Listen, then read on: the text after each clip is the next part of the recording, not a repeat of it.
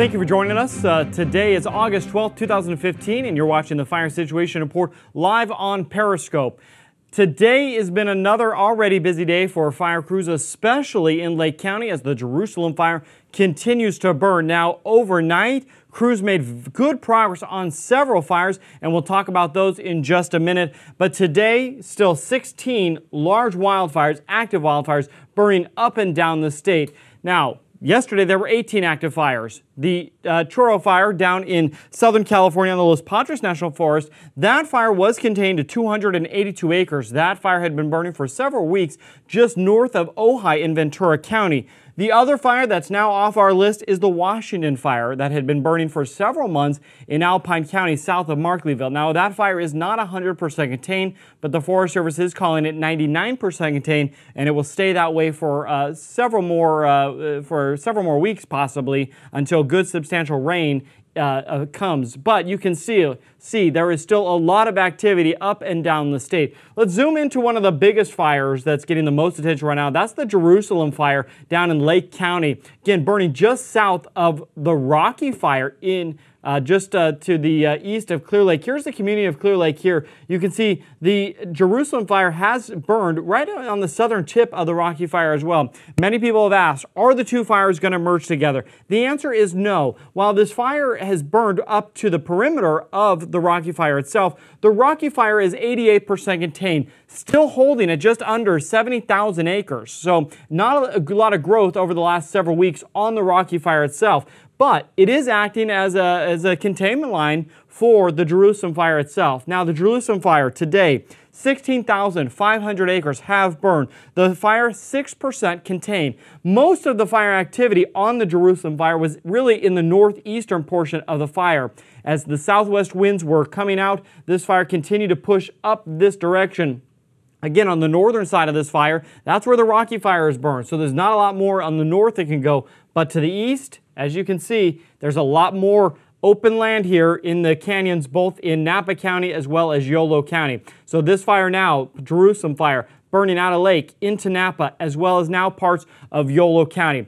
Still evacuations in effect. We're over here, in this area outside of Hidden Valley Lakes. That's about 50 homes or so. There were some additional mandatory evacuations late yesterday afternoon for the Morgan Valley Road area. That's up in here. That area had been evacuated during the Rocky fire as well. So there are some evacuations. About 50 homes remain threatened. It's about 150 people that are evacuated. The good news, as we reported yesterday, the winds are continuing to push this fire to the easterly direction. That means away from a majority of these homes. Again, the biggest challenge, though, is if it gets into some of these other canyons, there's a lot more area for this fire to burn.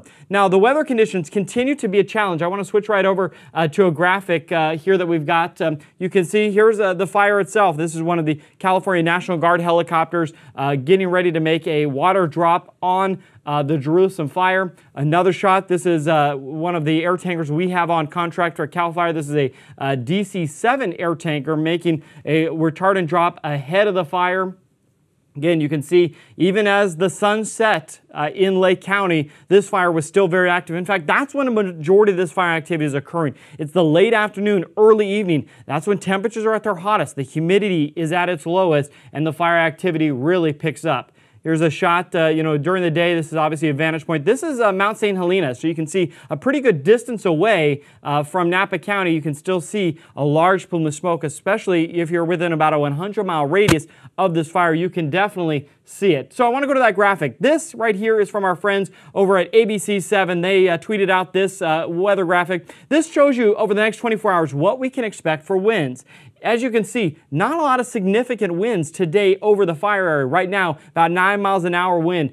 Going up to, by this evening, about 14 miles an hour. But that wind overnight really dramatically dies down. And that's when our crews are able to make the most of progress. When those winds die down, the temperatures go up and the humidity is up as well. And the temperatures go down, I should say. That's when our crews are able to make progress. So, again, not a significant amount of wind over the Jerusalem fire today.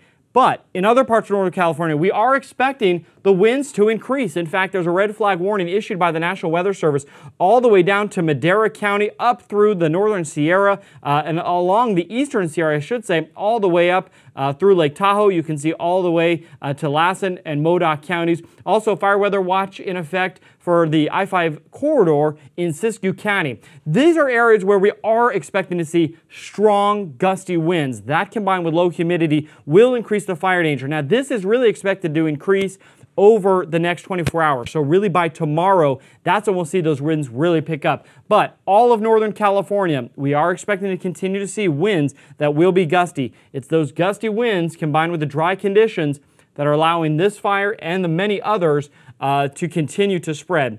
I want to give you a couple updates. The Lowell fire over in Nevada County. Now that fire has remained just over 2,300 acres. It has not grown for several weeks here. This fire, we do expect to have it fully contained later today. So this fire will be hopefully off our list by the end of the day. Zooming back out, if we move over to Trinity County, Humboldt County, again, these are the areas where we're seeing a majority of the fire activity right now. This is as several lightning complex fires continue to ravage the National Forest land. The U.S. Forest Service still battling these fires. I want to give you some updates on some of those numbers. The Fork Complex, that's right over here burning near the community of Hayfork. The Fork Complex, 26,000 acres have burned. That fire, 24% contained. U.S. Forest Service and CAL FIRE and Unified Command helping to protect the community of Hayfork and many other communities that are threatened by these fires. Again, there are multiple small fires in that complex. The Mad River Complex, that fire is burning near Ruth Lake and the surrounding areas in the Six Rivers National Forest. 20,500 acres have burned in that fire. 40% containment on that complex. So again, pretty good progress being made there. The Route Complex, another one, large one, nearly 26,000 acres have burned. They're 19% contained. These fires are burning in both Humboldt and as well as Trinity County. If we move up a little bit more north now, the South Complex is another one of the large fire complexes. 15,000 acres have burned there.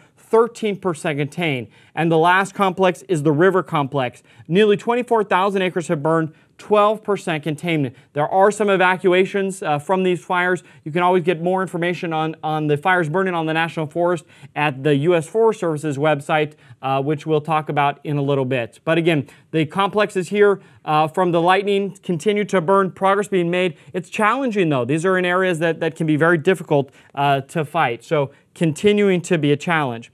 So one thing that we often get asked is, how do fires get their names? And as I come back here to the Jerusalem fire, no, the fire's not burning in Jerusalem. The fire is actually burning off of Jerusalem Grade. That's the nearby road. So when we name a fire, we usually, it's not that we come up with some unique or unusual name. The name is actually given to the geographic location where the fire starts. That could be a street, that could be a road, it could be a local landmark, even a mountain, a lake, anything that can help define the geographic location of the fire. So, for example, as I mentioned, the Jerusalem fire started on Jerusalem Grade. The Rocky fire started off Rocky Creek. So you can see these names come directly to an area of where the fire started. So why do we name the fires? Well, we give them an incident number, a long digit number that means something to us, but it can be very difficult if we're trying to talk with our firefighters about different incidents and we're trying to prioritize those incidents. Giving them a name helps us to respond to those fires quickly, effectively. It gives an additional locator to that fire, somewhat of a geographic locator. And again, it helps us easily prioritize the fires. Some of the names sometimes can be funny. It just all depends on where that fire is located. But the way these are named, it comes from immediately when they're dispatched. The 911 dispatchers, wherever the fires are reported, give it a name. The Lowell fire started off of Lowell Hill Road, so it got the name right off the bat, the Lowell fire. So if you ever are wondering how do they get the names, that's how. We name it after the geographic location or the surrounding area where it's reported. Sometimes it's unusual, sometimes it's unique. We have a lot of lake fires, we have a lot of river fires, but again, it's from that geographic location. So Still, as I mentioned, for those of you just joining us, still have 16 active fires burning in California. Out of those 16 active fires, over 11,000 firefighters battling those fires from all different agencies, several different states as well, and even the California National Guard continuing to assist us. So a lot of fire activity continuing. Today, we're expecting similar conditions that we've seen. It's hot, it's dry, it's gonna get hotter. In fact, we could see triple digits in some areas over the next several days. So the temperatures will start to work against us, but it's not been fanning these fires. So far, these fires have really been fanned by two things: gusty winds and those dry conditions that we've been talking about all summer long. So that's the latest right now on the fire situation. You can always get any updated information, including this Google Interactive map, on our website, fire.ca.gov. Zoom in, find the fire, see the perimeter where it's burning, and to relation to where you're at. And again, our website, fire.ca.gov. Now, that's the latest on the fire situation here in California. I'm Daniel Berlant. Have a fire-safe day.